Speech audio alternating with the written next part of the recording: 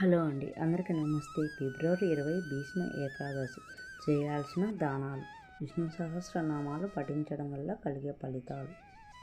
హిందూ మతంలో భీష్మ ఏకాదశికి చాలా ప్రాముఖ్యత ఉంది. విశ్వాసాల ప్రకారం ఎవరైతే భీష్మ ఏకాదశి వ్రతాన్ని పాటిస్తారో, కథను వింటారో అతని జీవితం ఆనందం, శ్రేయస్సుతో నిండి ఉంటుంది.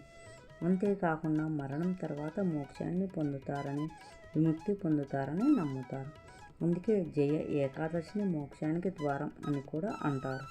జయ ఏకాదశి రోజున ఉపవాసం పాటించడం ద్వారా శ్రీ విష్ణువు, లక్ష్మీదేవి ఆశీర్వాదంతో జీవితంలోని అన్ని కష్టాల నుండి ఉపశమనం. Please like and subscribe my channel. Hindu మతంలో ఏకాదశికి విశిష్ట స్థానం ఉంది. ఏకాదశి రోజున ఉపవాసం చాలా ముఖ్యమైనదిగా పరిగణించబడుతుంది. ప్రతి నెలలో 2 ఏకాదశులు ఉంటాయి. ఈ ఏకాదశుల్లో భీష్మ ఏకాదశికి అనగా జయ ఏకాదశికి చాలా ప్రాముఖ్యత ఉంది. మాఘమాసంలో వచ్చే ఏకాదశిని భీష్మ ఏకాదశి అని, జయ ఏకాదశి అని కూడా అంటారు. ఉత్తరాయణ కాలంలో ప్రాణాలు విడిచిన వ్యక్తి భీష్ముడు. భీష్మ ఏకాదశి ప్రాముఖ్యత. హిందూ మతంలో భీష్మ ఏకాదశికి చాలా ప్రాముఖ్యత ఉంది. విశ్వాసాల ప్రకారం ఎవరైతే భీష్మ ఏకాదశి పాటిస్తారో, కథను వింటారో అతని జీవితం ఆనందం. అంతేకాకుండా మరణం తర్వాత మోక్షాన్ని పొందుతారని, విముక్తి పొందుతారని నమ్ముతారు. అందుకే జయ ఏకాదశిని మోక్షానికి ద్వారం అని కూడా అంటారు.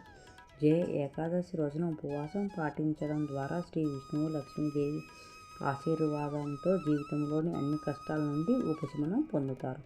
జీవితం సిరి సంపదలతో నిండి ఉంటుంది. నమ్మకం ప్రకారం జయ ఏకాదశి వ్రతం సమయంలో కథ వినాలి. ఉపవాసం లేని ఏకాదశి అసంపూర్ణంగా పరిగణించబడుతుంది. వ్యాసుడు మహాభారతాన్ని అందించిన భీష్ముడే భారతంలో ప్రధాన పాత్ర. తండ్రి కోసం సింహాసనాన్ని త్యాగం చేసిన ధీరుడు. ఆజన్మాంతం పెళ్లి చేసుకోనంటూ భీషణ ప్రతిజ్ఞ చేసిన ధీరుడు. ఇచ్చమరణం వరం పొందిన భీష్ముడు పాండవ కౌరవ మహాసంగ్రామంలో మార్గశిర మాసంలో అంశశయ్య మీదకి చేరుకున్న భీష్ముడు. ఉత్తరాయణ పుణ్యకాలం వచ్చే వరకు మరణం కోసం వేచి ఉన్నాడు. ఉత్తరాయణం కాలం ప్రవేశించిన అనంతరం అష్టమి రోజున కృష్ణ పరమాత్ముని ఐక్యం చేసుకోమంటూ వేడుకున్నాడు. రుద్రుడు తనను చూసేందుకు అంశశయ్య వద్దకు వచ్చిన ధర్మరాజుకు రాజనీతిలోని సారాంశమంతా బోధించారు. కృష్ణుని స్తుతిస్తూ విష్ణు సహస్రనామాన్ని లోకానికి అందించారు. దశమి రోజు రాత్రి నుంచి ద్వాదశి ఉదయం వరకు ఉపవాసం చేసి ఏకాదశి రాత్రివేళ జాగరణ చేస్తారు. ఏకాదశి రోజున చేసే విష్ణు పూజకు ప్రాధాన్యం ఉంది. ఈ రోజున విష్ణు సహస్రనామాలను జపించడం వలన విశేష ఫలితం దక్కుతుంది. అందుకనే ఈ రోజుని శ్రీ విష్ణు సహస్రనామ జయంతి అని కూడా పిలుస్తారు.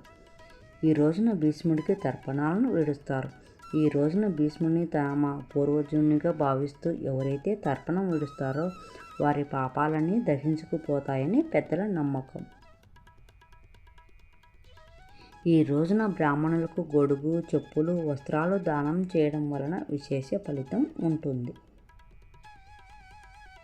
భీష్మ ఏకాదశి రోజున ఉపవాసం ఉంటూ విష్ణు సహస్రనామాలను జపిస్తూ భగవద్గీతను పఠిస్తూ భీష్ముని తలుచుకుంటే మనిషి వ్యక్తిత్వమే సాత్వికంగా మారిపోతుందని విశ్వాసం.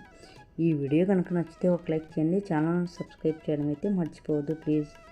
Thanks for watching. Subscribe for more interesting videos.